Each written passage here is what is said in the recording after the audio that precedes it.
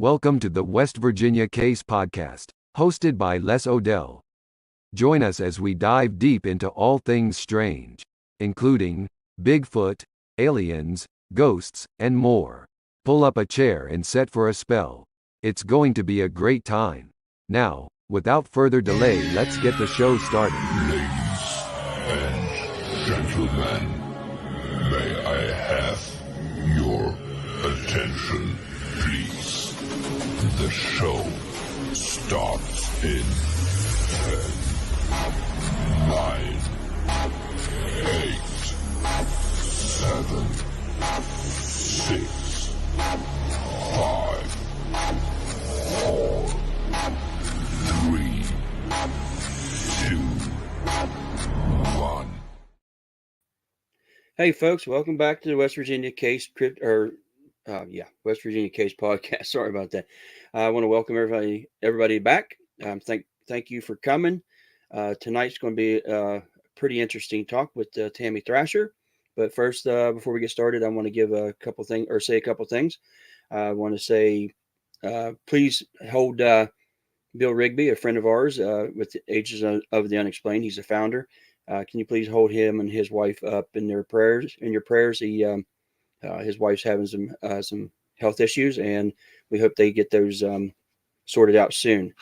Again, if you have any kind of reports or experiences that you would like to share with me, please send them to West Virginia Case 304 at yahoo.com. And without further ado, let me go ahead and I'll read this to you. Tonight's guest is Tammy Thrasher, locally known as the Bigfoot Lady. At the age of 4, she had an experience that changed her life. In the 1970s, her childhood question of what she's seen was answered. She actually was reading books in the library, pulling up books in the library, and realized what she saw at a young age was a Sasquatch or a Bigfoot. This led her on the path to research the subject of Bigfoot for more than 40 years. In the 1980s, she began talking to others about their experiences and has continued to do so. So without further ado, let's bring on Tammy. Hi, Tammy. Hey, everybody. I'm glad to have you on. And I know you're not the most, I want to say, you're like me. You kind of got to keep to yourself and whatnot. So we're glad that you're here, and I'm glad that you did agree to come on and talk to us. I know you're not exactly comfortable all the time with speaking to people out in the open, especially about your experiences that you had. So we're grateful that you came. So with that being said, let's just jump right into it. Just tell us a little bit about Tammy. Who's Tammy Thrasher? Pretty much I'm very quiet and shy around people. Of course, Les, we've been out together. I don't talk much. Yeah, I can say that. I think that's why we're kind of kindred spirits. I'm right on along that lines. You wouldn't think anymore, with me doing stuff like this, but I can agree with you that, we're both right there. I'm sorry, I didn't mean to interrupt you. Go ahead, keep going. It's okay. I was born in Johnstown, Pennsylvania, so I got a lot of history there. Most of my family had lived there all their lives through all the floods, and at a very young age, my family moved to the outskirts of Connellsville, PA, and we moved on to a big farm, and that's where my adventure began. Okay, we'll dig into that here soon. I really want people to hear that, but just tell me, you had your experience. You later, through research, I guess, in a library, learned that what you saw was Sasquatch. How did that go? I mean, yeah. How? Okay, your curiosity led you there. I'm sorry. What I was trying to ask is, how did you feel when you actually realized that this was an actual thing? Is what I was meaning to get to. I had more questions, and it was like, no, that's not it, but it had to be it. Books was the only thing I had to turn to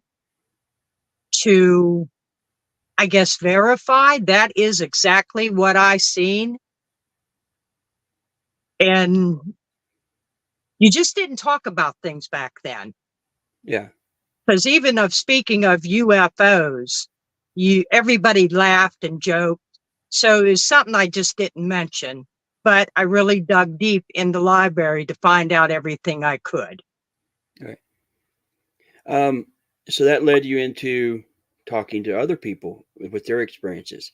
How did that come around? How, just by happenstance, or did you search out other people that had similar experiences? It kind of all happened by accident. Um, the young man I was dating was a real outdoorsman. So we started to do a lot of hiking and camping in the Cooper's Rocks, Chestnut Ridge area. I got to meet his friends and their dads, uncles, grandfathers start telling stories to me. Mhm. And since I took such an interest in what they were telling me, it just like there was just a flow of people after that would open up to me and talk about what they seen, what they heard in the Cheat Lake, Cooper's Rocks area. And for those that don't know where that area, that is in Mon County, West Virginia.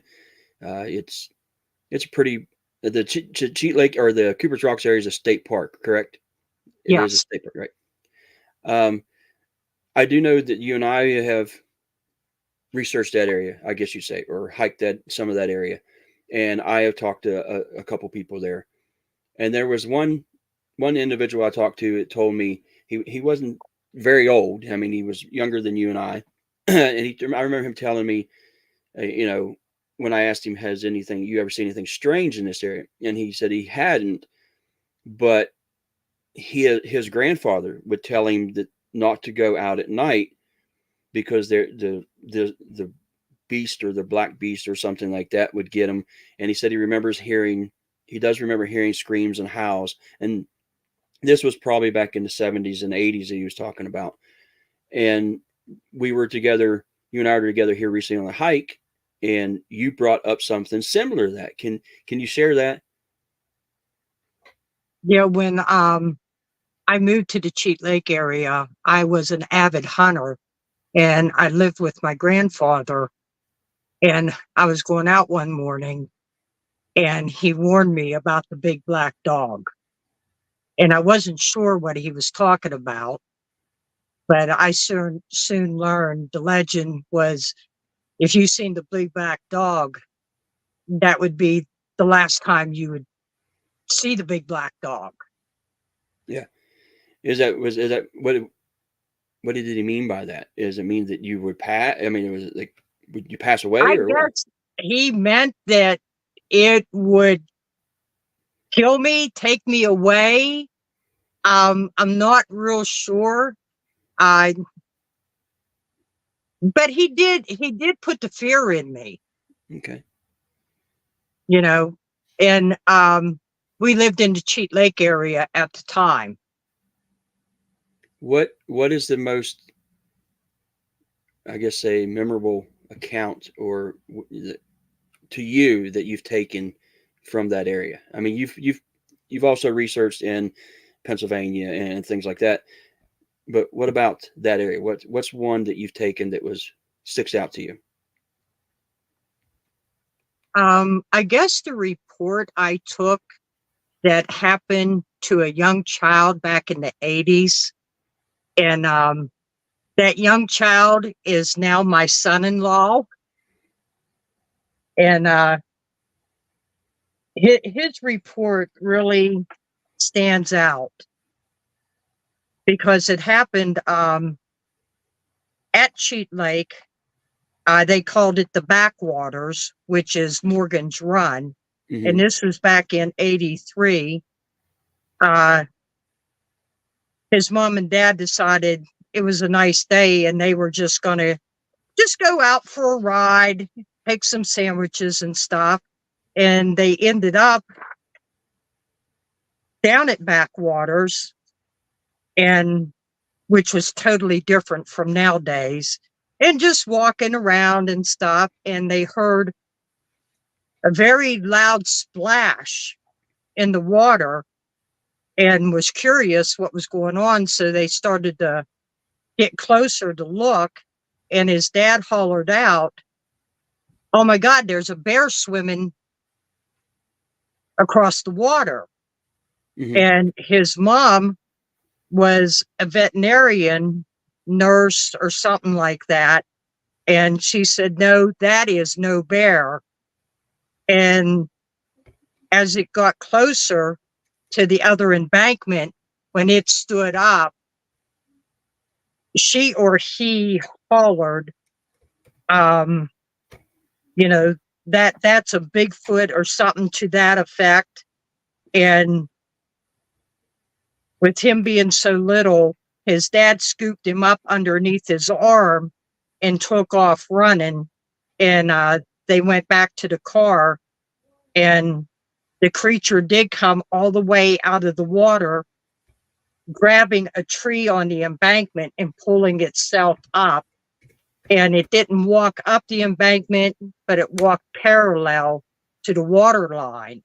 And his mother could see it very clearly, that it was at least 7.5 feet tall. Of course, it was soaking wet, black hair, arms swinging as it walked and pushing brush and tree limbs away as it walked away from them. And she said it never went down on all fours. Okay. Well, that's pretty interesting because you and I went to a location earlier this year or earlier last year that's just above that, and we did that because a man told me that his nephew, I think it was his son. I'm sorry, his son had an experience or a sighting not too far from there. I mean, it's more up on the ridge side of Morgan Run. In the 1983 or 1984, he was hunting and he was sitting along the right of way, and he remembers hearing something come down through the woods, and he stays along the edge. He was like on the edge of the wood line, and this thing walks out through the wood line or out of the wood line across the right of way. And that's exactly how he described it: 7.5 to 8 foot tall, dark black in color, or dark or black in color. And it walked across the right of way and never paid him any attention. So that's pretty interesting that, both of us have had reports of the same area within the same year span, because the guy said he couldn't remember if it was 83 or 84, but that's really interesting. Have you had any other reports in that area or any areas in like PA that you've been to? Have you taken any there? I did get a secondhand report from Pennsylvania in, let's see, that would have been 2021. A lady came into where I was working, and she told me her boyfriend at the time went out fishing, and I think it was up by the Yawk Dam somewhere. Mhm. And he got his chair, fishing pole, was sitting there fishing, and he said he started to smell something rotten every now and then coming through the air. And so he started to look around, and on the other side, he seen a dark creature come out, stepped into the water. He wasn't sure what it was doing, but he said it bent over and put its hands in the water and did that for several seconds. And then when it stepped out of the water and back onto the embankment, he said it looked like it had a collar or a tracking band around its left ankle. Hmm. So I don't know. I'm taking this one with a grain of salt and filing it, because I can't say he did and I can't say he didn't. But it struck his curiosity enough that he wants to know if any of them had been banded or Yeah. had a tracking device put on them by somebody. And that was the sighting was in 2021, or you took the Yes. report to that? Huh, that's interesting. Very interesting. Yes. Where exactly is that the dam? Is it is Uh, part of the Cheat Lake area, or Actually, it's in Pennsylvania, past Ohio Powell. okay? Oh, okay. Ohio Power. You was talking. We were talking about that earlier. Have you now? That was. Now we're going to lead into that, I guess. You were talking about your sister has been experiencing some stuff up there and has actually been talking to you about it. What kind of stuff is she experiencing? Okay. This morning, the recent one was this morning. She called me early. She was up and out on her back porch around 4:40 this morning, or 4:30, yes. And standing there, and she said she heard two wood knocks, and she got real quiet and was listening.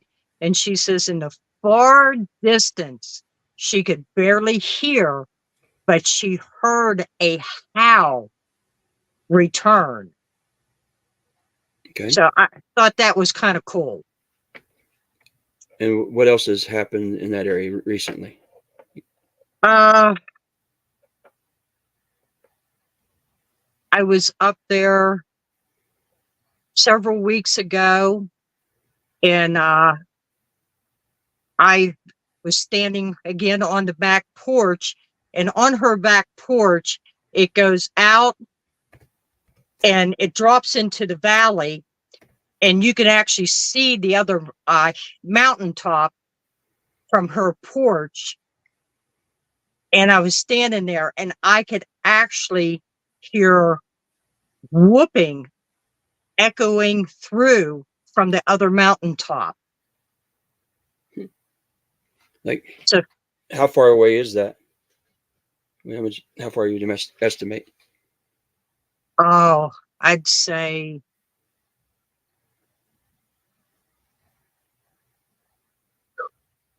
10 miles. So it carried a good distance in the Yeah. sound. Okay. All right. So that's a few things that you've taken over the years. But like I said in the intro, you started talking to people in the 1980s. Started researching, I guess you'd say then. Throughout that time, all these years, have you come to a conclusion of what people are experiencing, or what this thing might be, or are you still searching for those answers to the questions?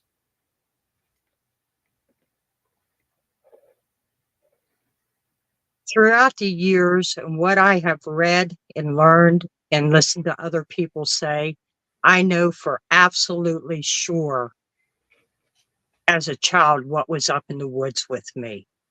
Okay. I know that. And nobody's going to tell me different. And when people do tell me their experiences and what they have seen, heard, found, I want to look into it. I want to deep dive into it. Right. And the old timers from back then, I don't doubt them at all from anything they have said. Tell me what what you've learned from what they said. What have they said? And what have you learned from it? I mean, I guess what stands out the most, and I didn't understand it for a good while, they would say, because they go coon hunting and stuff, and they would say if they heard like the coyotes going off, they knew the tall man was around. Okay. And I didn't understand that for the longest time. But over time now, it seems like coyote packs, even wolf packs, when they go off, Bigfoot, Sasquatch will go off with them. Okay. It's like, I don't know if Bigfoot follows them or if they follow Bigfoot, but it's like it's intertwined. Okay. I can see that. Yeah, I've experienced, with the time I've had, or the time I've had, the two times, sorry, the two times I've heard the howl, I guess you'd say, I did experience that. The coyotes went crazy. But I'm very interested in the tall man. That's the first time I've really ever heard that, like around this area. I mean, was that more in Pennsylvania or was that down in the Cheat Lake area? That was down in the Cheat Lake area that the old timers referred him as the tall man. And this is like your grandfather's, like, contemporaries or older than he. They were actually older than him at the time. Okay. So I would say most of them was early 70s into their 80s. Okay. So well before the Patterson Gimlin filming or anything like that. So that's probably why. And before the Bigfoot name was ever coined. So that's interesting that there's a different name. I mean, there are a lot of names, and regional areas definitely had their name. That's just one I've never heard from around here. I have heard that, in the southern part of the United States, but not here. That's pretty cool. So after talking to all these people and all this time that you've researched and dug into this subject, have you come to a conclusion of what this thing might be?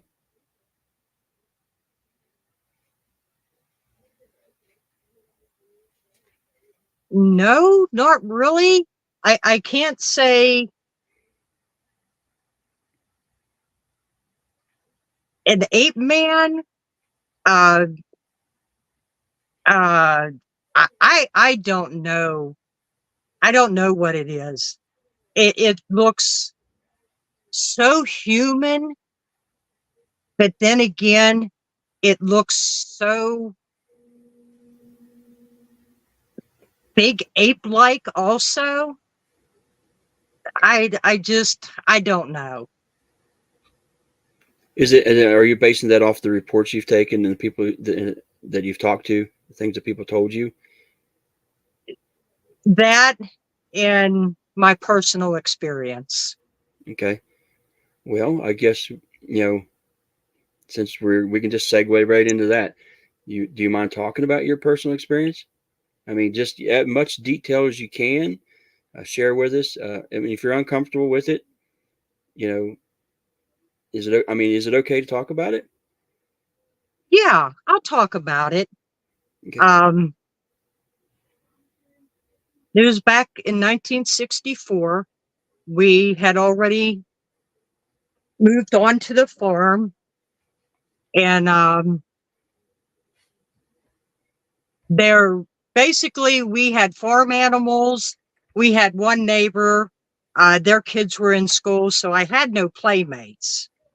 And my brother was in school, so I had days on end to explore and go up into the patches of woods and just do my thing. And so the patch of woods that was above our garage was a really nice place to play. And there was grapevines. And my dad actually had went up and cut one of the grapevines loose for me so I could swing on it and play. And I would take my little Matchbox cars and other things up there. And one day as I was playing, I guess I heard a rustle and I turned around and here was this blonde creature sitting above me in the thick laurel bushes. And it just sat there. And I looked at it and turned around and just went back to playing. Because we had horses, we had cattle. So big animals didn't really spook me. Mhm. And I played for a while, went home. Next day or day after, went back up. And as I broke up through the path to my little play area, she was there again, just sitting. So I just went to play. And then I noticed, because I always lined my trucks and stuff up at the base of the tree that I had the grapevine, and my trucks and stuff were moved. So I have a feeling that after I'd left, she come down to check out what I was playing with.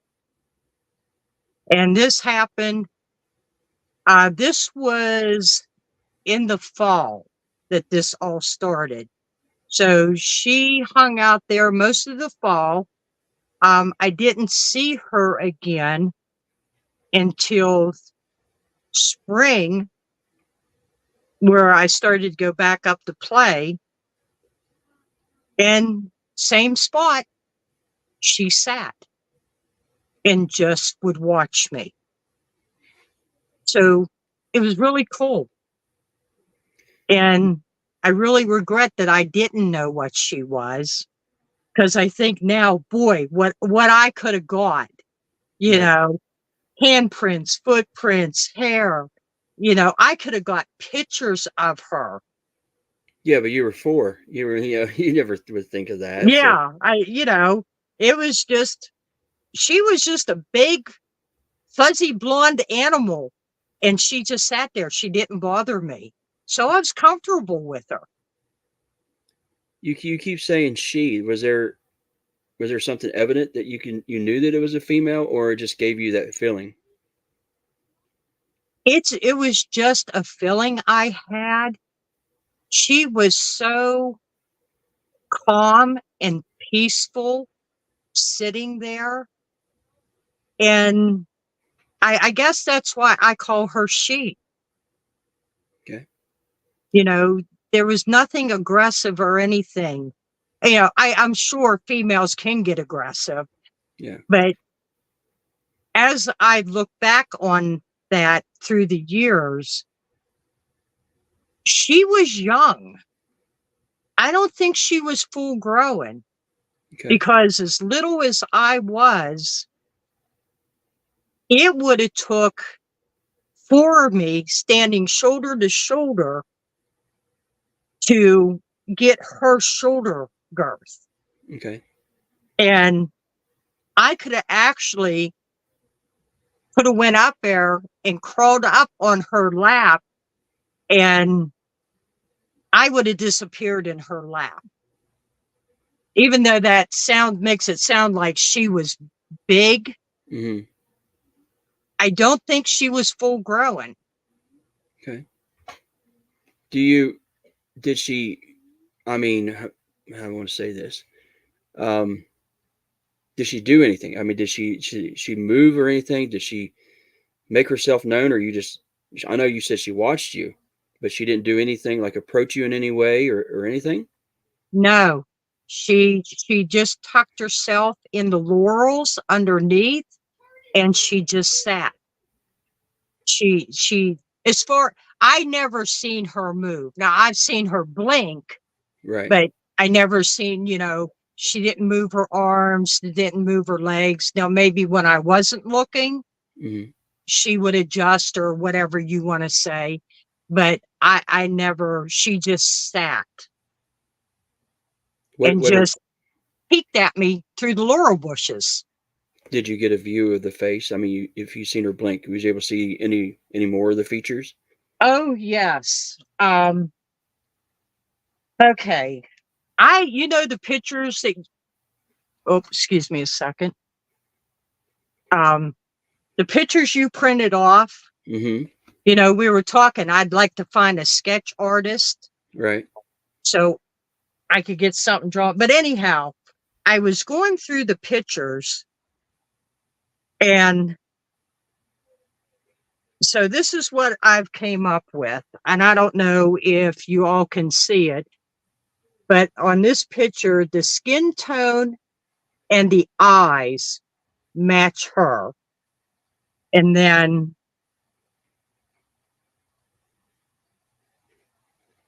the shape of the lips would have been on this one. And the nose was very similar to that nose. Okay. So that's all I have to go on. But I'd really like to find somebody to sit down so I can have them sketch what I seen. Well, we're going to have to try to do that. Folks, if you know anybody that would do that for Tammy, you can send me a message, West Virginia Case 304 at yahoo.com, and we'll see if we can get them connected and do that. And what she was showing you guys there are the pictures that I carry when I talk to somebody and have them, like she just did, chose different features from different pictures, or they would choose one picture to describe what they have saw or seen. Let me think here. We got a question. You feel like answering a question, or do you want to go ahead and Go ahead. We'll do questions. I mean, we just got one question right at the moment. Here it is. Phil wants to know, what kind of precautions do you take while out in the field when dealing with bears?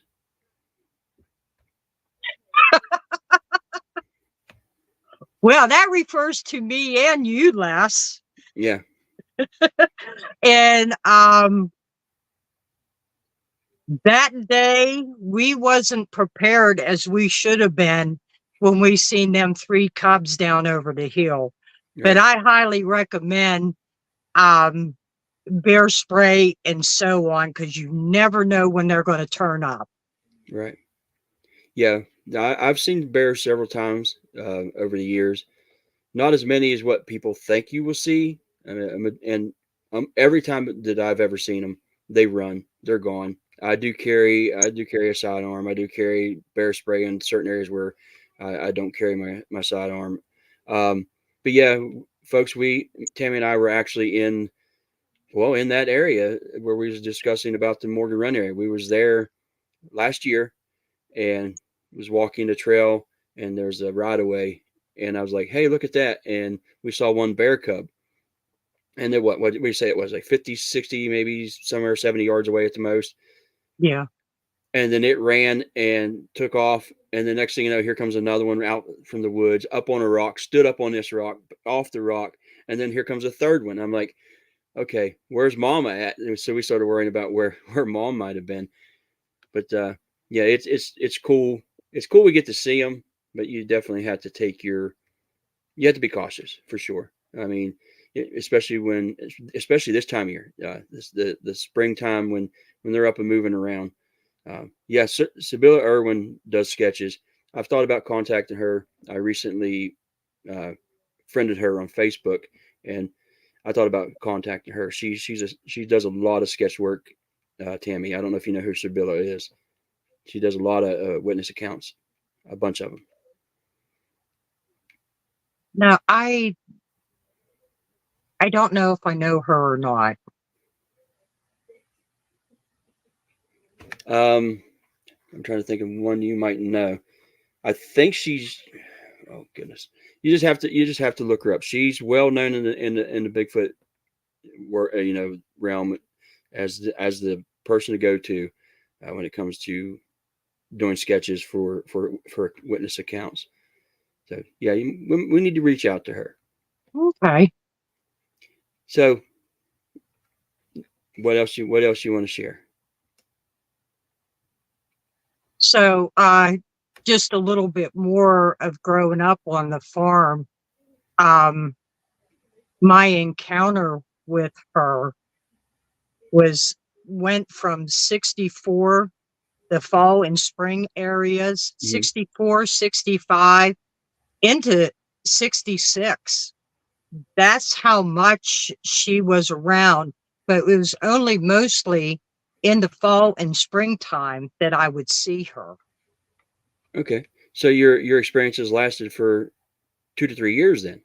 It wasn't Yes. just okay, it wasn't just a Yeah, couple. it wasn't a fleeting moment. Uh, she she was part of the farm, Did, and how did you tell anybody? I did. Um, I told my dad several times, and he just shooed me away. And I finally got him to come up one day, and he made me stay at the trailhead, and he walked up. And when he came down, he was all besides himself, flustered. He smacked my bottom and told me to get home.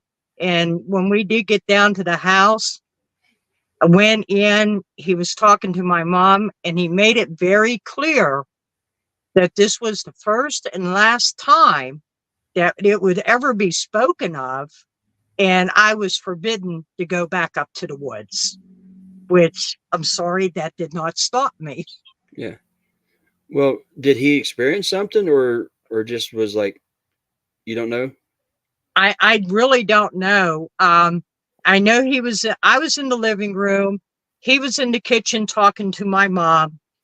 And I know he was very excited, upset, excited, that fast talk.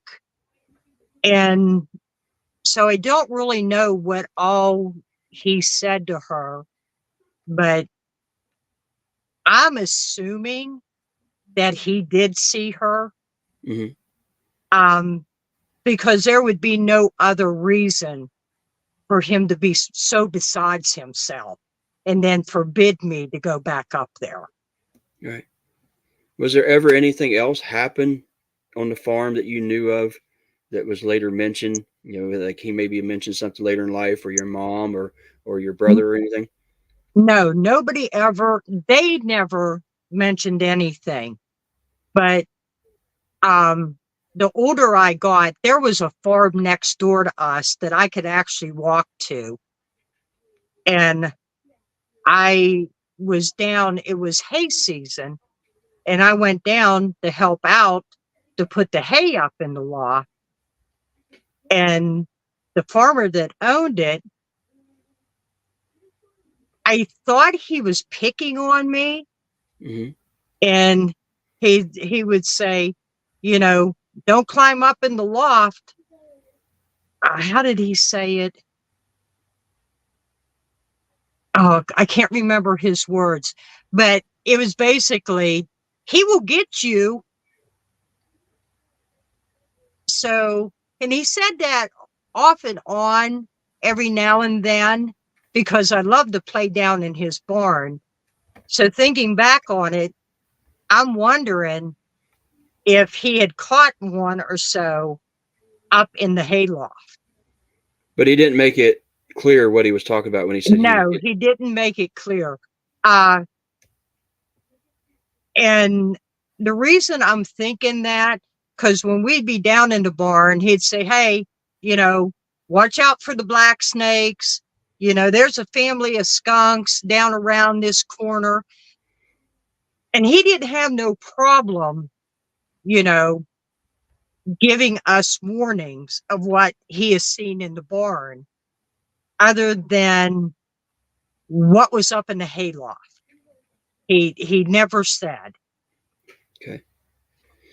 Okay. After you learned what you had seen, and you learned what it was later in life, did you ever go back to that area and talk to anybody, or I mean, again, you probably answered. You did answer this question, but your dad and mom had never said anything later in No, life. Never. never was spoken of. And even, you know, the older I got married, moved away, and was continuing, you know, with my so-called research and stuff, I never did go home and mention anything I was doing other than, hey, I went camping, hey, I went for a hike, but never brought up Bigfoot because I knew we weren't allowed. That's pretty, I mean, I guess that happens quite a bit. I've heard that several times on other podcasts and stuff, and I've had other people tell me the same thing. We got a couple questions. You want to answer them real quick? Okay. And let me see here. And then we'll jump back into some stuff. I just want to make sure I don't lose them. Hope says, do you feel Bigfoot is maybe a form of primate that came to North America via the land bridge around the Ice Age?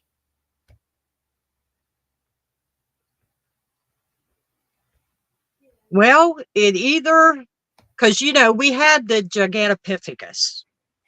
So we know that, I guess, ape actually did exist.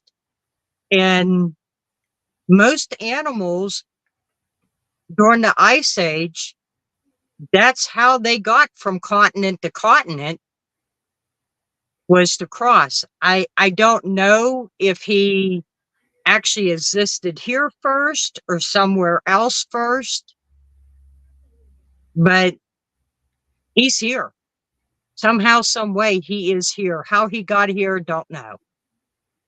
I mean, we do have Native American legends. We have First Nations legends. But we also have stories, modern day stories that match up to like these historical sightings and stories, where in some instances this thing is a ape-like creature. Definitely fits in that category. And then you have some that's more, I guess, relic hominid, maybe relic, or a humanoid or a human, in that aspect. How do you feel? Where's the difference there? Why do you think there would be a difference? Would you think they're completely different animals, species, or do you think region plays a play in what they look like in different areas?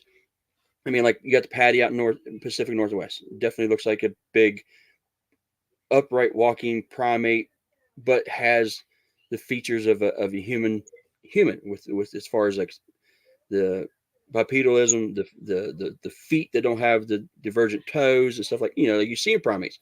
But then you also have in the South, you do have some areas where these things are more like primates. They more resemble more chimp like. Then we here in West Virginia, we have had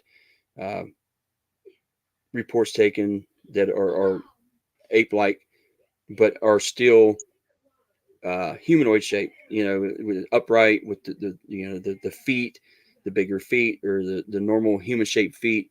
And then I've also heard reports of what seems to be feral people.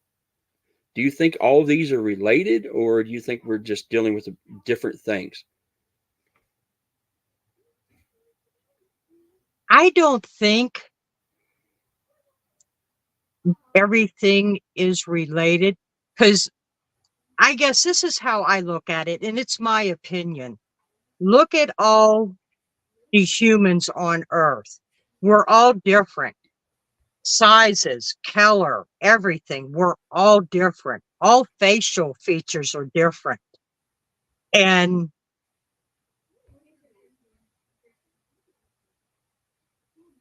I feel this creature, I think Gigantopithecus had a lot to do with the Bigfoots that we're seeing. The feral people that look caveman-like and stuff. I'm not sure if you could say Bigfoot and caveman are related. They could be. I don't know how that evolution plays out. Right. I can see what you mean. But okay, here. As far as Bigfoots go, I can see all over the world take a report, and there's always a difference in how big, the color, the noise, the sound they make. There is a difference. And you adapt to where you live. And I think that's what Bigfoots do. They adapt. Okay. Well, before I go to this next question, I have a question for you. These things have been seen basically on every continent. I mean, throughout history, throughout modern day times. How come we haven't really caught up to them? How come we haven't found, or, like, was able to catch one or capture one, trap one? I know there are stories out there they've been killed, and and this and that, but how come we don't have one already? As a specimen. Do you have an opinion on that?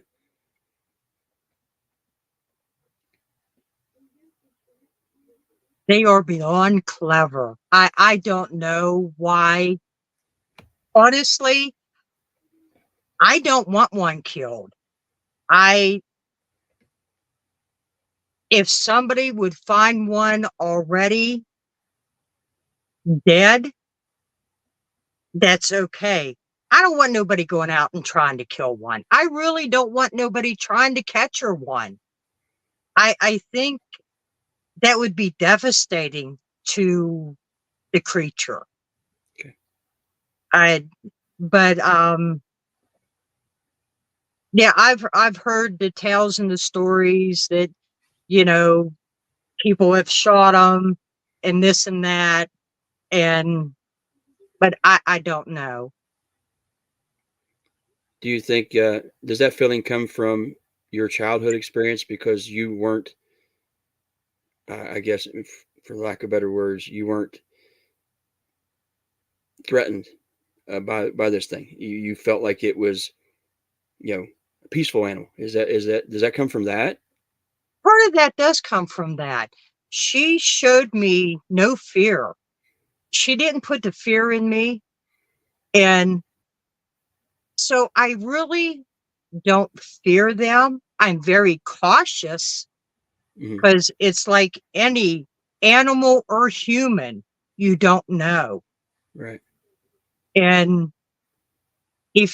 my philosophy is, if you're out doing something, fear is your protector. Right. You always got to have that little bit of fear behind you to protect you. Right. Yeah, fear's caution, basically. Yes. Okay. All right, here's another question. Carl wants to know, do you investigate other instances other than Bigfoot? I'm assuming he means like maybe Dogman, or maybe some paranormal stuff, or things like that. Oh yeah. 10 years I dove deep into the paranormal.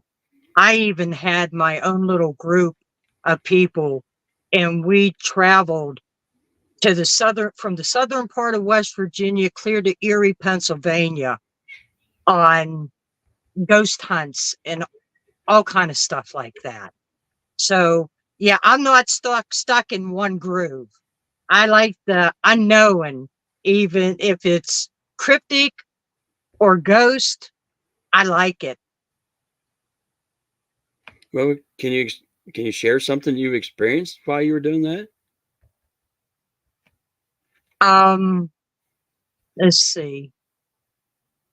It was, I believe it was Moundsville we were at one time, and there was 10 of us. We split up into 4 different groups and tried to take different parts so we wouldn't run into each other. And at one point, my group and another group did intersect, and we was at a doorway and looked up, and I seen my son. And I scratched my head, and I'm like, no, he's not even in this part of the building. And so we went and tracked him down. And I guess they called a doppelganger moment, because my son wasn't even in the area of the building. And we had to go find him. But there was 8 of us. We seen him as plain as day. And that freaked us out.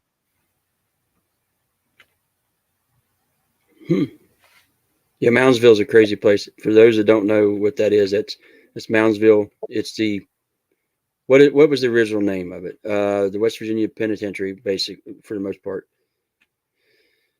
And it's considered at one time the most violent prison in the United States. And there's been, some say hundreds and some say thousands of deaths there. There's been riots and there's been all kind of weird stuff, but now it is one of the premier haunted locations to hit when you start investigating, when you go investigating, if you're looking into some of the bigger stuff. This is an interesting comment that Hope put on here. Let me read this one. See what you think. See what your opinion is on this. I believe Bigfoot, I assume she's talking about. I believe there is a mound. I believe there is one in the mound in South Charleston, which I think that is the Creole Mound, if I'm not if I'm not mistaken.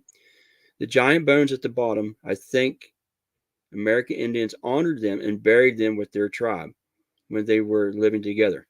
How do you feel about that? I mean, I know how I feel about some of that. Oh, I believe that the Native Americans honored the Bigfoot.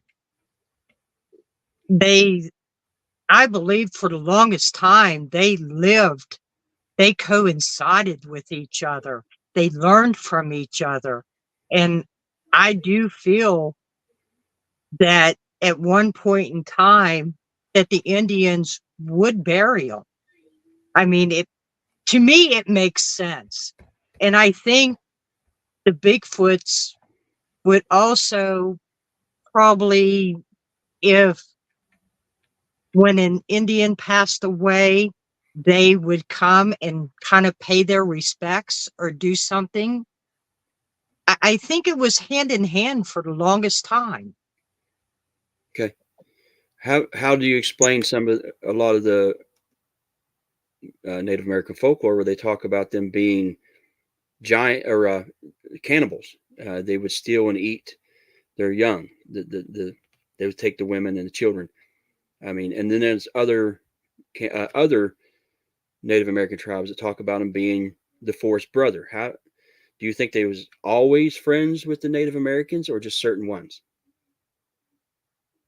No, the way I feel about that, and I'm going to go back to regular human beings and then the Bigfoots.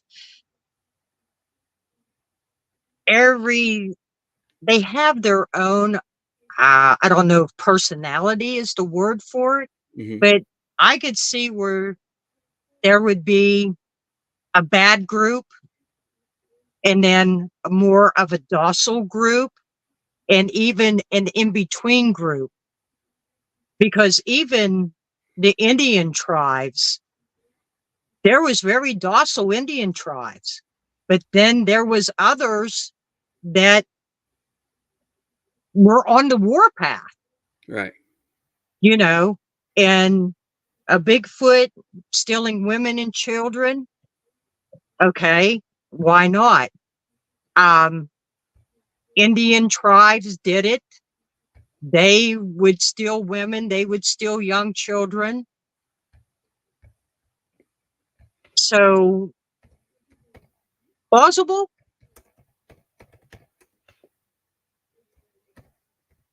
Sorry, I'm answering somebody here.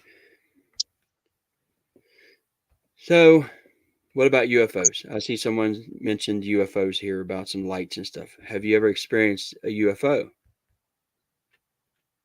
I can't say for 100% sure, but I've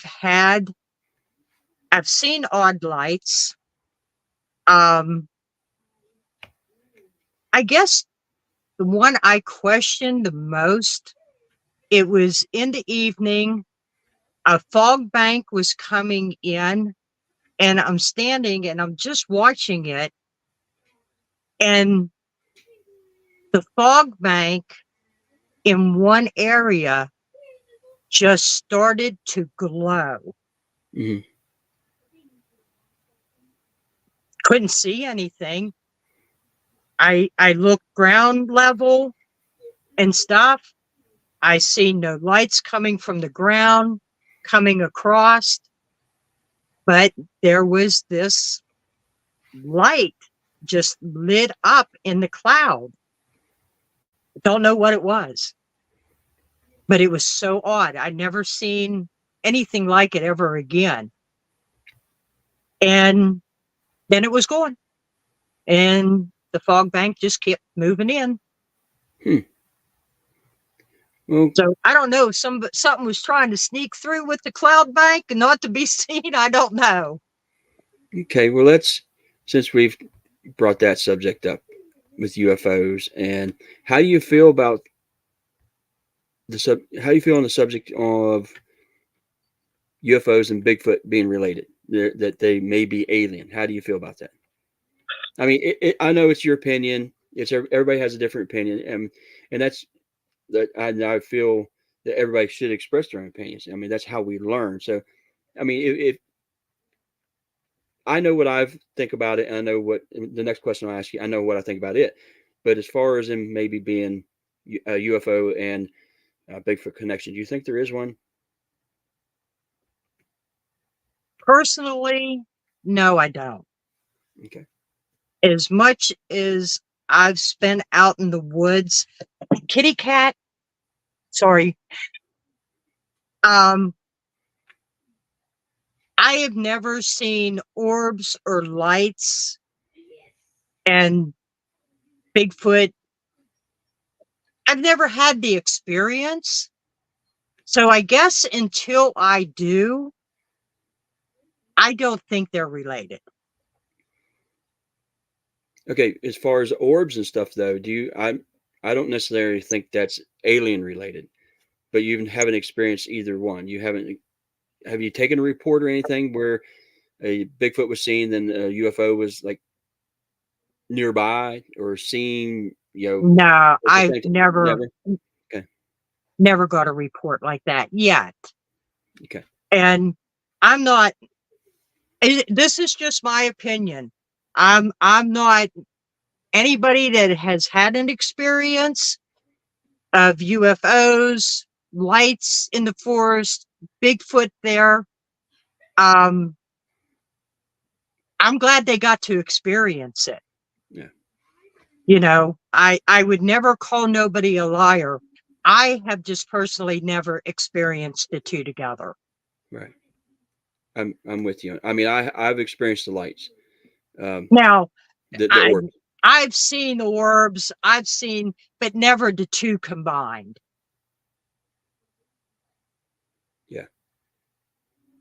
I I still can't say what I experienced a few years ago was Bigfoot related either.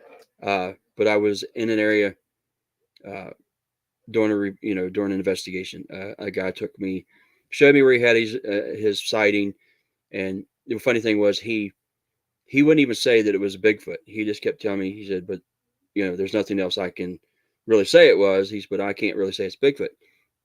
But I stayed on the property adjacent to his, and sitting there in my vehicle, because I was camping in the vehicle, but I was sitting in the front seat. I looked off to my left. Something out of the corner of my eye caught my attention, and I turned, and basically in the 9 o'clock position would say, I see this white orb ball. Not that's not necessarily an orb, but this white, soft white light that didn't. How do I want to explain this? It's hard to explain. It didn't emit light. It didn't shine on anything else. It was just self-contained. It seemed self-contained within itself, and it was like a soft, really. It wasn't LED type light. It was really, like it had like a some kind of white filter on it. Yeah, is the best I can describe it. And this thing was moving, and it was kind of going. Let me get my hand in here. It kind of went like kind of up and down like that in a way, and it was in an area where there was a small little like watering pond for cattle. And I watched it, and I'm trying to figure out what it is. At first, I'm thinking someone's down there, but there was nobody. There was nobody down there, and it disappears. It just goes out, and within a short period of time, I mean, it's like seconds.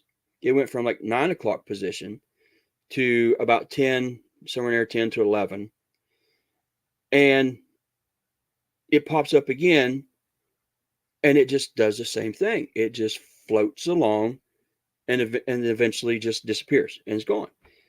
And that was the first time that I experienced that. The second time that I've seen a strange light was in Ohio. I was actually near Minerva. If anybody knows where Minerva is, it's got a pretty famous, sightings that led to the Minervan monster being born. Is what it is. That's what it's called.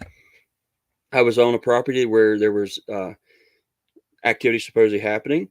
I was standing at a cabin. I was on the ground. A friend of mine was sitting on the porch, and another friend of mine was standing below me. And I'm like, "What is that light in the trees?" And the fellow that was standing below me thought I was actually talking downward toward the pond.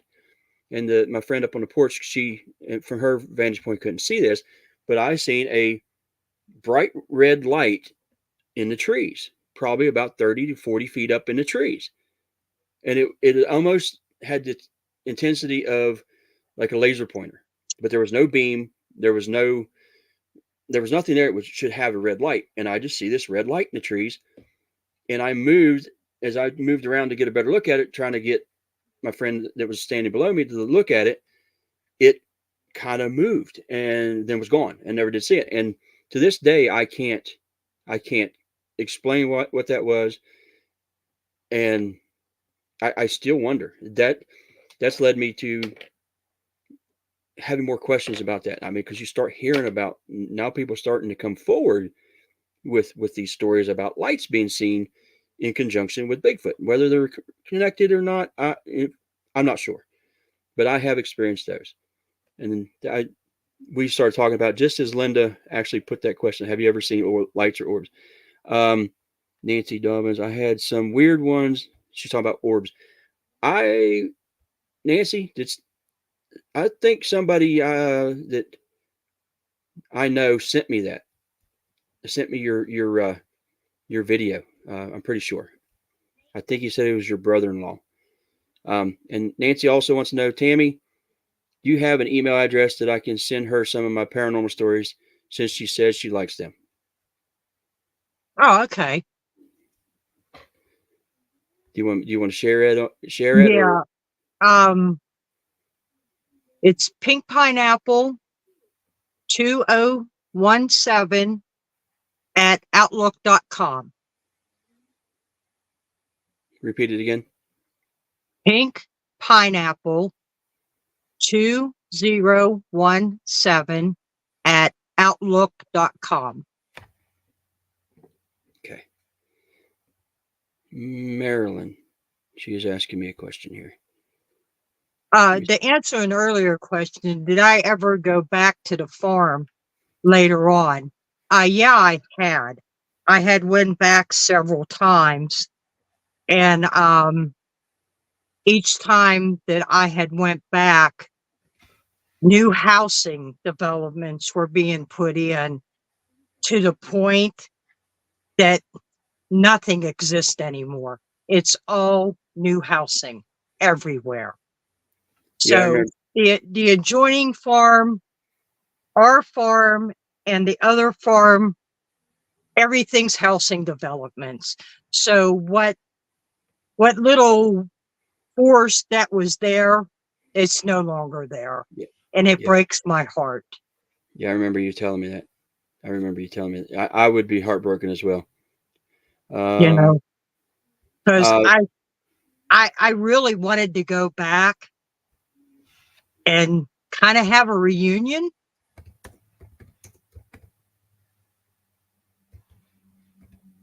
With your Bigfoot friend, I guess you'd Yeah, say. Okay. You think? Sorry, I'm answering some. You think she's still there? not with all the housing that has went up. There's just so many people now and everything. I'm sure that she has moved on, her family has moved on. Okay. Because it's like any wildlife. Too many people, they leave. Right. Right. Hope was asking me, but I'm also going to focus this with you or send this your way as well. Let me put this up here.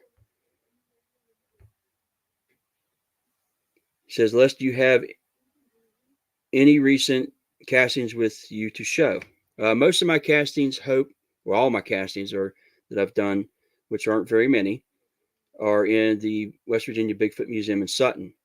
But I do have a 3D printed copy of the first one I found that they gave me for like when I do presentations or when I do some little talks here and there. It might be hard to see on the camera, but this is it right here. I don't know if There you go. Yeah, let me try to get it better. Oh man, it's always weird. It's backwards. Here's the heel. This is the heel right here. Man, it's weird. It comes down around here. Man, I'm struggling here tonight. It goes up. You can see, well, right here. There's a toe. There's a toe. There's a toe, and there's a toe. There's only 4 toes on it. The 5th one, I don't think translated or whatever you want to call it into the substrate because of the a root that was there where it would step. I only found one. That was in 2020, January 11th, I believe it was, of 2020. The reason I think there was only one, there was a pretty good snowstorm prior to that, and then in that time in January, or that short window of January that week, we had really warm weather. We had like 70 some degree weather for a few days in January. A bunch of the snow melted off, and I think this track was preserved. I don't think it was a new track. I think it was an older track. It was preserved underneath the tree in the pine duff, and I think that's why I only found one and was able to cast it. And I debated whether or not to cast it, and talked to a friend of mine, and he said, cast it. He said, you never know what'll show up. And I did. And it was pretty interesting. It showed up, the heel showed up pretty well, the 4 toes. And what I do with that cast is I'll take it to these talks sometimes and show people, or at the talks, I'll take a piece of paper with a crayon and do a rubbing of that cast, and you'll see the detail. It doesn't have fine details. You don't have like dermal ridges or anything like that, but you see the toes show up and the heel print and the ball of the foot count, pretty much. But yeah, that's the only one I have. What about you? What about you, Tammy? I have no castings that I found of my own. I do have some casts that I got off of Jeff Mildrum and Cliff. I do have some of theirs. I got I think three castings and 1 handprint, but none of my own. Have you ever found anything that you thought was a print? Yes, I found a lot of things that I thought were prints.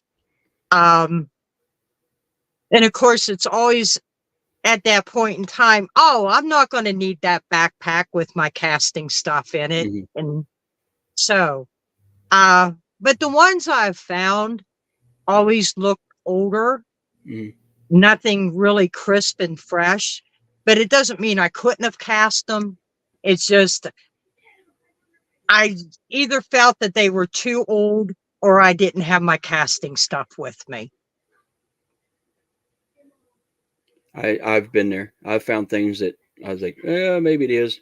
And then I found things, yeah, that looks pretty well a print, but yeah, I've been there. Didn't have the stuff to do it, or I'd have to run way back out of somewhere, go to the local Walmart, buy some more material because I didn't have it at the time. Because sometimes when if you happen to find them, isn't really the time you're looking for them. It's just like you're out and about, exploring. And Right. so I've been there, and I know Well, exactly. Yeah, and that statement also works. You find them when you ain't looking for them. right. People see Bigfoot when they're not looking for him. Yeah, yeah, that's true. Yeah. Because if you look into some of the, I guess, databases out there, and one of them is the BFRO.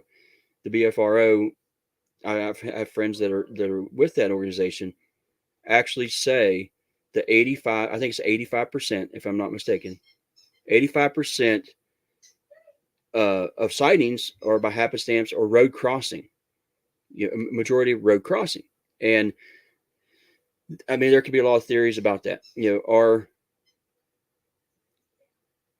Are they, when they're seen across, are they just rogue males? Are they young juveniles that are, happen to, it's like, oops, I've been caught. You know what I mean?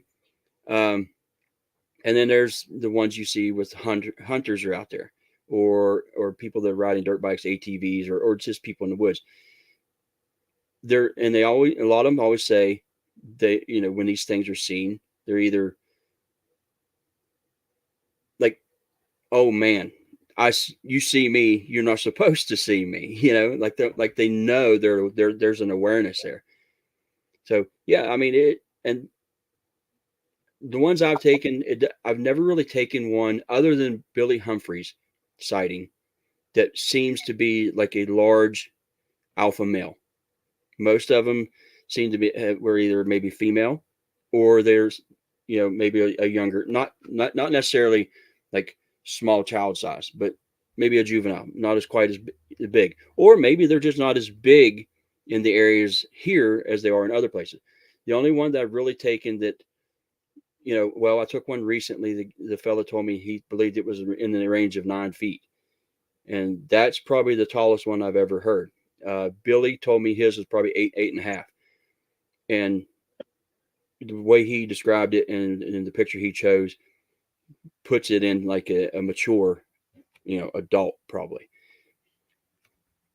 You're welcome, Nancy. Thank you for coming. We got a couple questions here, Tammy. Okay. So everybody, I can't see what you're putting up. I'm on a cell phone, and Les is coming through like a robot. So you see me leaning. I'm trying to hear him better. But anyhow, I wanted to say hi to everybody that's listening. Yeah, I'm trying to keep up with it, folks, since she can't see it. So I'm trying to keep up with my computer and my phone as well, because I got it running on the Facebook page on my phone and my computer. But here's a question for both of us, Tammy. It says, I have a question for both of you. Do you think Sasquatch would eat morel mushrooms since they are in season now and they are abundant in the Appalachian Mountain Range? Do you think? Yeah, I believe Yeah, they could. Yeah. go ahead. Yeah, I mean, I think they eat wild edibles as well as, other things for protein. But I believe, yes, they could. I don't see why they couldn't. Yeah, ramps are in season. That's why Bigfoot stinks. Yeah, that's yeah. My wife tells me that too. Um, yeah, Marilyn, I would love for you to come on and share that experience where Missy said, would you like to share it? I'd love for you to come on sometime, Marilyn, and talk about that. It's really an interesting account. Down at Twin Falls, her and her husband had an experience with a light and a big, and well, I think she was the only one that seen the creature, if I'm not mistaken. But yeah, it's definitely a cool experience. Linda, well, since you haven't cast any prints, I'll just answer this one. What do you use to cast footprints? I just use basic plaster Paris.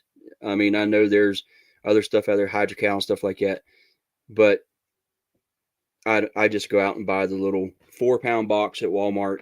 It looks like a half-gallon milk carton, and I use that. I know it's probably not exactly, the best stuff to use, to get real good details, but it's the most affordable, and so that's what I use. And Linda says, Tammy, she says, enjoy listening to you, Tammy. Oh, That's thank from, you. Even and though I've been scared to death this whole time. it's all right. I told you you'd be all right. I know it takes a little time to get comfortable. Tony says, here, I'm put it up here so you see it. Hi, Tammy. Thanks for sharing with us tonight. Thank you, Tony, for coming. We appreciate it. And Timothy Green, Tammy, I think this is because of your ramp comment. That's a good one, Tammy. So that's why Bigfoot stinks. Oh, okay, Marilyn. I had it backwards then. Okay. She said that her husband saw it and she heard it. Okay. And Dave Bruce, ramps, that's a good one. I just got some, but from what got some out from West Virginia butter. There you go, ramp butter.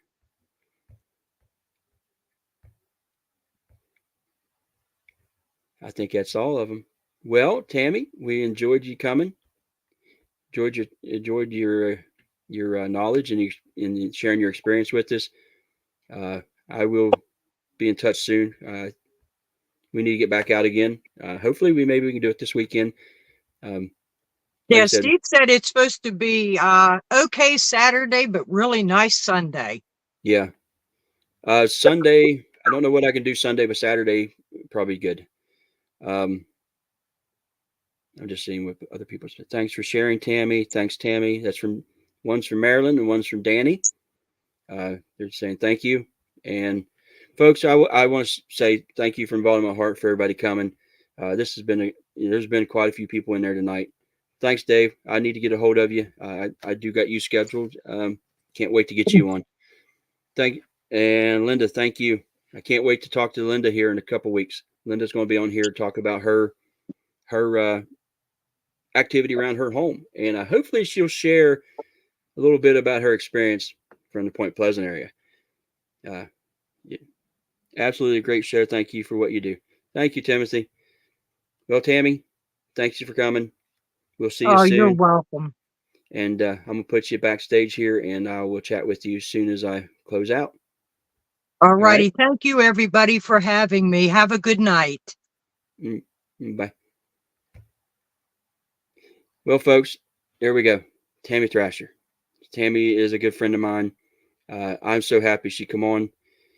She is, like she said, she is shy, I guess you'd say. And her coming on and talking was probably a big hurdle for her to jump. And I am so happy she did. And I'm glad all you guys came.